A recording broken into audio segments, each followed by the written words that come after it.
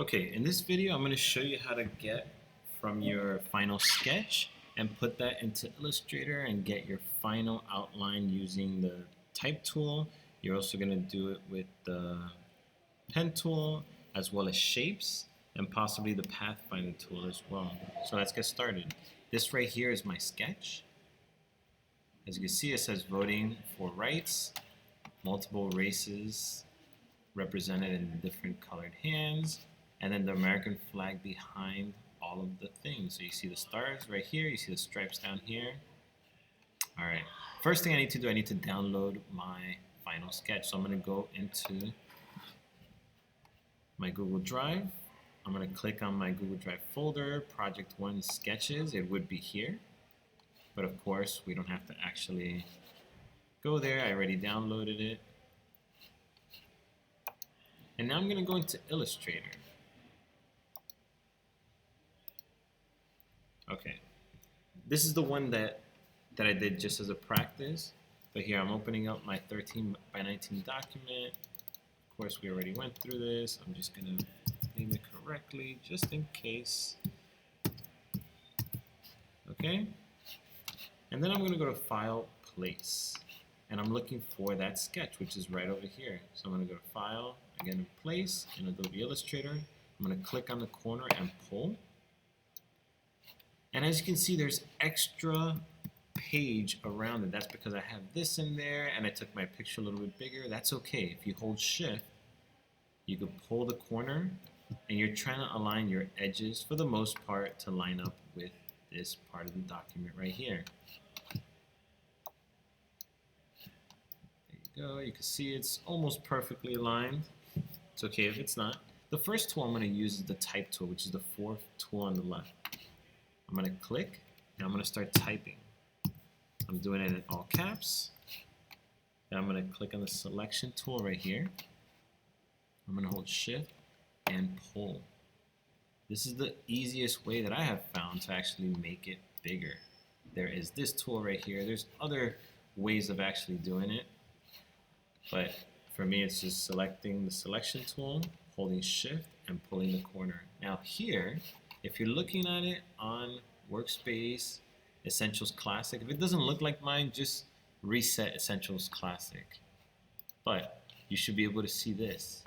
With this selected, I can change the font to anything that I want. For me, I might want to do, actually, this doesn't look that bad. I'll keep this one. I'm actually going to center a little bit better and maybe make it a little bit bigger. I'm holding Shift and I could move it to the right a little bit with the right arrow. Alright, I want to now write the word rights. I'm going to hold Option and I'm going to click and drag. Remember, I still have my selection tool. So I've just copied that by holding Option. You can copy anything by holding Option, clicking and dragging it with the selection tool. I'm going to double click on the bottom one and I'm going to write the word rights. Now I have to make it smaller so the word for can fit there. Maybe about there. Sure. And maybe this up here. The word rights, I'm going to hold Option, drag this over, and I'm going to write the word for. Now, I do have to make it smaller, so again, I'm going back to the selection tool. I'm going to hold Shift and make it smaller. Now, to make it bigger or smaller, you could see, and I'm going to zoom in, you can see by going to the corner, it lets me do that, right? And I hold Shift just so that this doesn't happen, by the way. This is without holding Shift. It distorts it. Let me undo that. If I hold Shift, no matter how I'm pulling my mouse, in what direction, it's still going to keep it with the right proportions.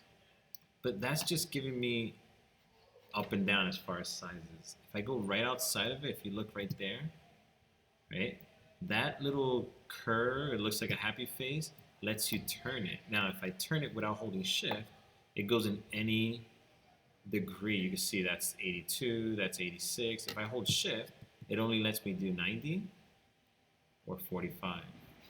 All right, so I'm going to do 90 degrees right there. I'm going to zoom out, Command negative.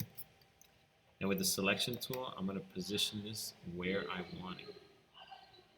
Probably want it somewhere around there. This means that I probably have more space that I could use right here. There you go. So I have my text. I'm going to select the three of them. I'm going to select one of them, hold shift, select the second one, still holding shift, select that one. I'm going to push it all the way down to the bottom here on my page.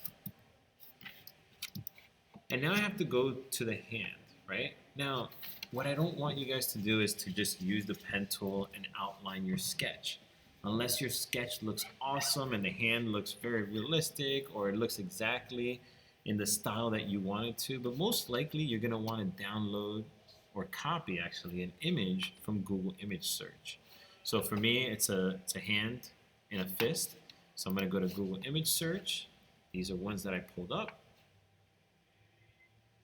Let's see, I actually want this one right here. So I'm going to select it, and then I'm going to hold Control and click on the image that I want, which is this one right here. I can copy it, and then I go into Illustrator and do Edit Paste. And there it is. I could outline this one. This one is so much better than my sketch, and I didn't spend time on this sketch for a reason, because if I wanted to go with another idea, I would have just spent my time drawing that hand way too detailed. But now that I know that this is what I want, I can go in there with the pen tool. I can do click, click and drag. I'm not doing this one well. That's right, no fill. Crazy color on the stroke. I'm going to click and drag, and I'm going to go all around this. I know I'm not taking my time and I'm doing a horrible job, but I'm just showing you how you would do it. I went through the steps on how to control the pen tool and how to illustrate things, but this is just what you have to do. You will take your time and actually outline your illustrations both on the inside and outside, and you'll also do this part right here, every single part of your finger that you want to keep in there, and every single part of the hand that you want in your illustration. Sure, I'm not even going to finish this just for time's sake. What I'm going to do now is select with the selection tool, hold shift, select the second line, and still holding shift, select the third one. I'm going to hold option to copy that illustration. And again, I know it looks horrible, but that's just an example. I'm going to hold shift and make it smaller so I can fit it in here. Now, actually looking at this, I could make it bigger. Again, I'm not trying to match it to mine. You can see that the word vote is actually a lot lower than it was on my sketch. That's all right. I want more of the fist on here right now. Now, just so you guys could see it, I'm going to give it a different outline color. Let's see. Yeah, something like this. I'm going to change the stroke to be thicker. In fact, I'm actually going to change the inside color so you see it even better. There it is. So let's say this was my illustration and I took my time with it, right? I don't want to have to draw another hand. If I took a while to do this and it came out awesome, really the idea is that you can just copy this. So if I hold option, just like I did with the words, I'm going to hold option and drag this over here. Now you see I have two.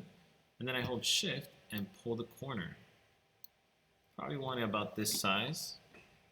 The one thing is that I do want this behind the rest of this illustration. So I'm going to go to Object, Arrange, Send Backwards, or Send to the back.